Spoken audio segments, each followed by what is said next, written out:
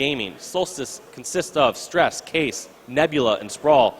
Panda Gaming, Gabriel, Goofy, Ryanoob, and Cloud. So based on those names alone, and, I think I'm leaning towards Panda Gaming right here. Yeah, I mean, it's hard to pick anyone besides Panda Gaming. I mean, I know some about the Solstice team. I know Case used to play with Predevinator a lot, but then you've got Panda Gaming. You've got tournament winners on this lineup. You've got the Matador player, Goofy, rocking it out here. You've got Gabriel. I mean, if you followed Halo 3, no one will ever forget that no-scope that Goofy had on SK on Pit in one of those miraculous 50-49s comebacks. or something, right? Was that Ambush versus TD? Or I can't remember the exact lineup. But either way, it was on SK, I'm pretty sure. Yes, it was for sure on SK. I will always say that, but Yep, Goofy, that Matador guy there. Always a pleasure to have at these events. And if you look up top on our screen right here, we have the lineup, the game map lineup here, which is Empire Strongholds, Eden Slayer, Stasis CTF, Rig Strongholds, and Plaza Team Slayer. And it looks like these players are kicking off the game.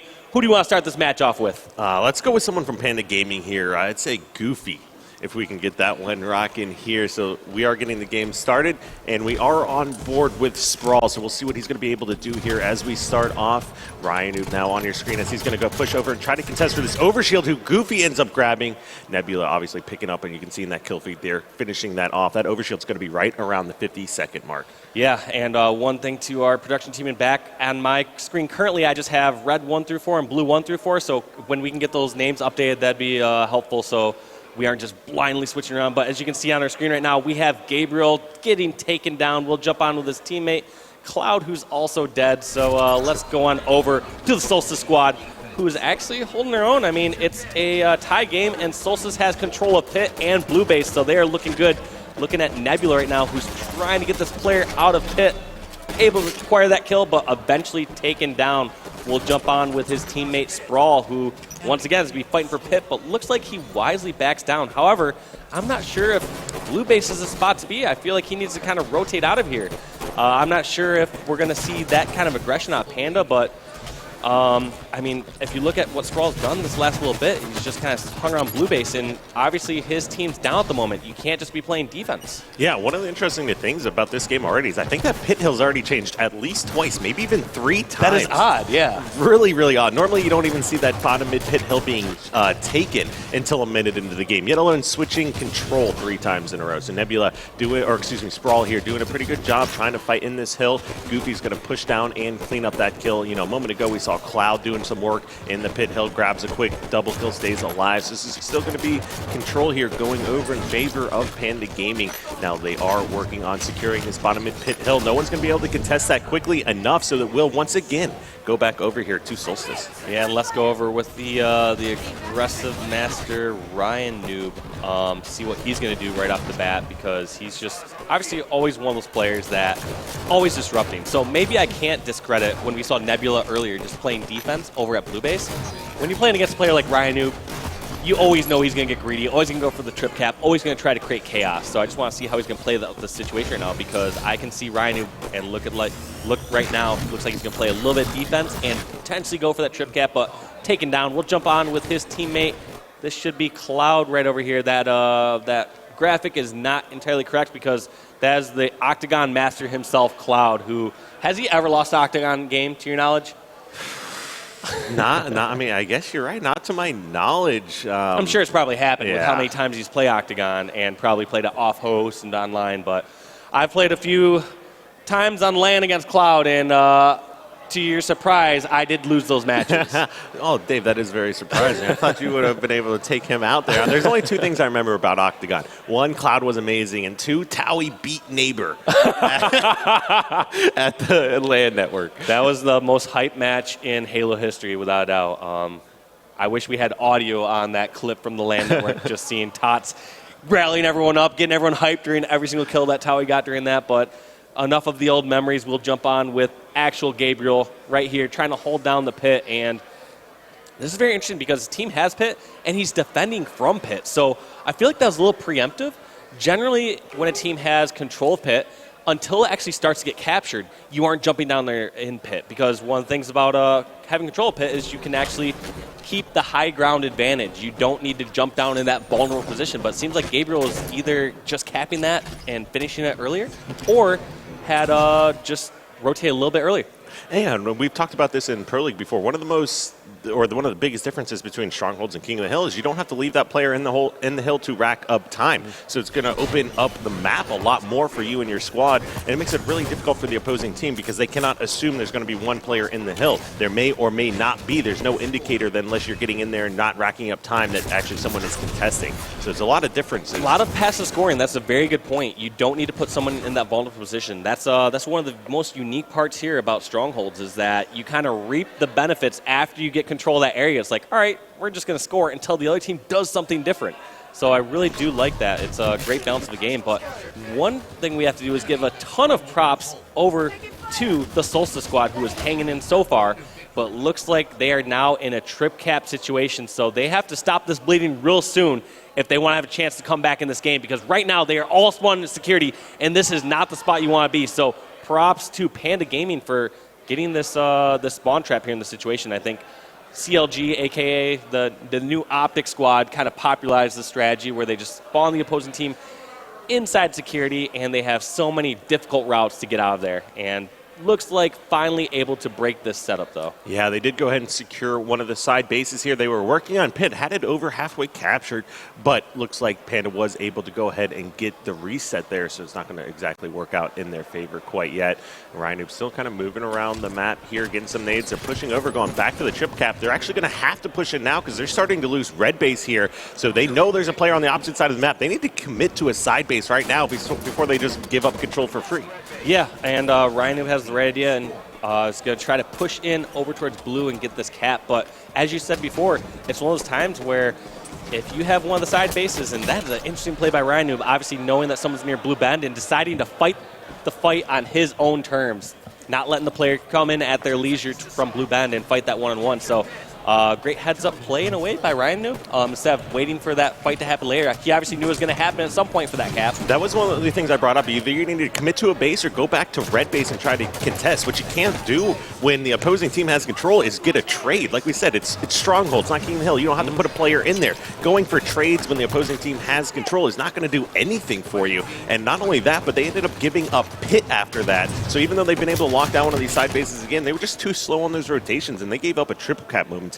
And look at the score. All of a sudden, we got ourselves a ball game again. Yeah.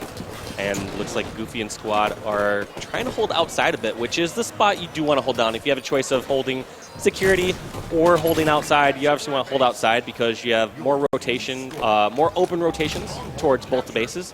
You have overshield spawning out there, and generally you can spawn trap a team in security once you get control of the map. So it's interesting that Goofy is rotating inside, but it's one of those things that right now he's going to be blocking these security spawns. So there's a potential that if they collapse in too hard on blue base, the enemies are going to spawn over at red, and they could lose both base setup, which is, it's okay for temporary holds, but at the same time, you kind of want to keep this point count going up the entire time. But look at that. Panda just took out 3 members as Solstice regain control, sitting here at 92 points now. They're starting to get a triple cap. Great reset here by Solstice, but they're focusing on pit now. Only 1 member in the hill. They're sending another one there, but with Panda coming off respawn, and perfect job there by Solstice. They were able to do it quickly enough. Goofy's doing a pretty good job trying to take these players here out of security. And one other thing I wanted to point out about security, Dave, is, you brought up the overshields outside, but one of the things with overshield as opposed to the solid spawns over in security is that when the opposing team picks up the sol, you do not know when they grab the overshield. That's true. You can always get that time on that new power-up and respawning up there.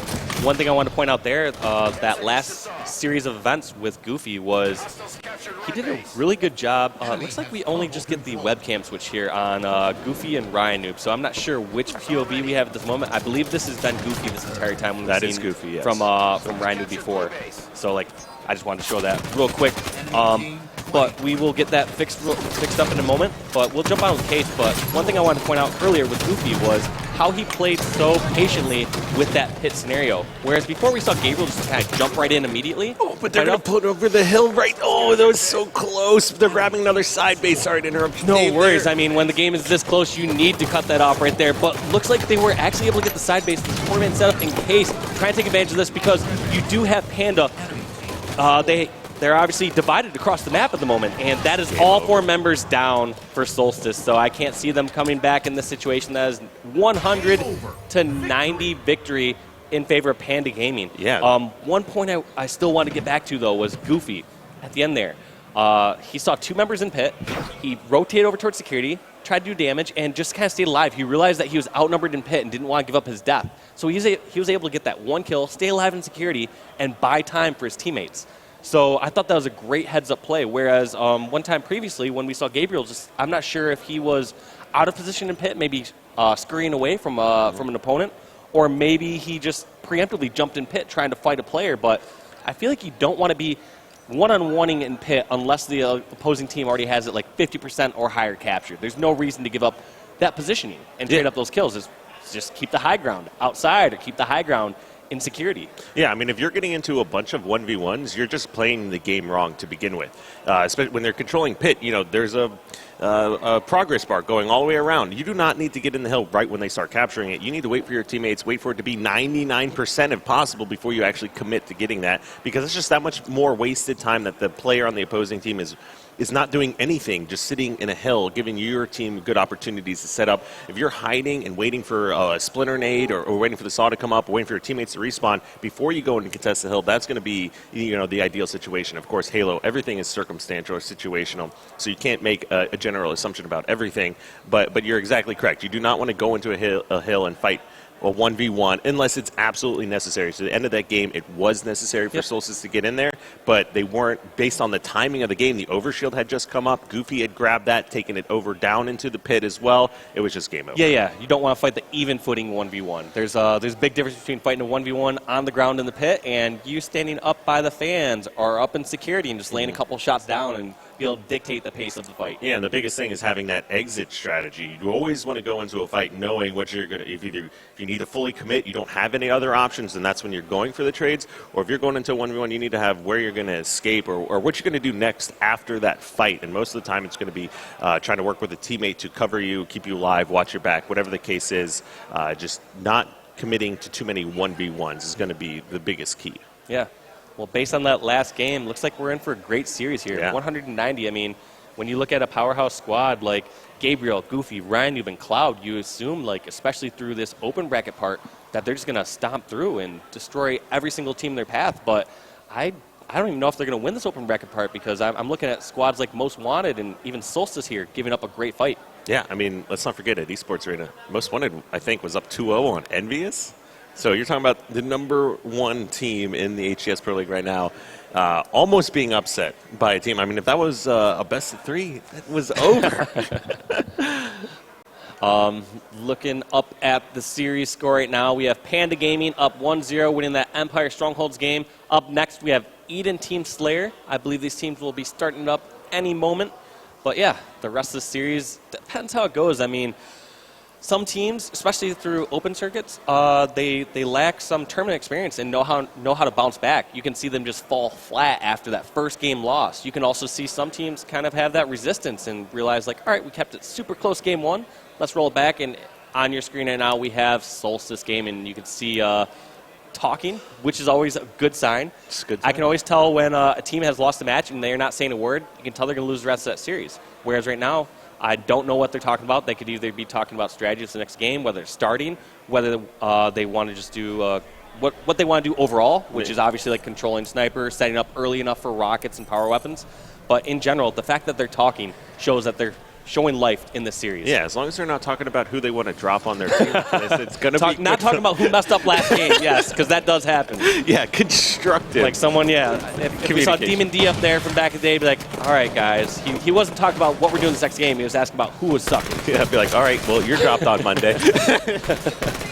All right, either way, we're on board here with Gabriel as he is pushing over here towards the rocket turbine area. He does have that player on radar. He knows he's directly below him.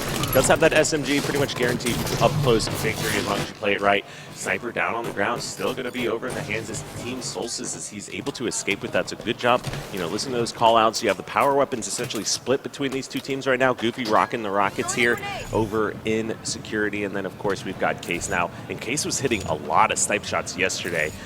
No scopes, quick scopes, whatever the case may be. Ooh, that is a big mistake. I feel like Case obviously could have backed up a bit further. I mean, it's much easier in our shoes to say who's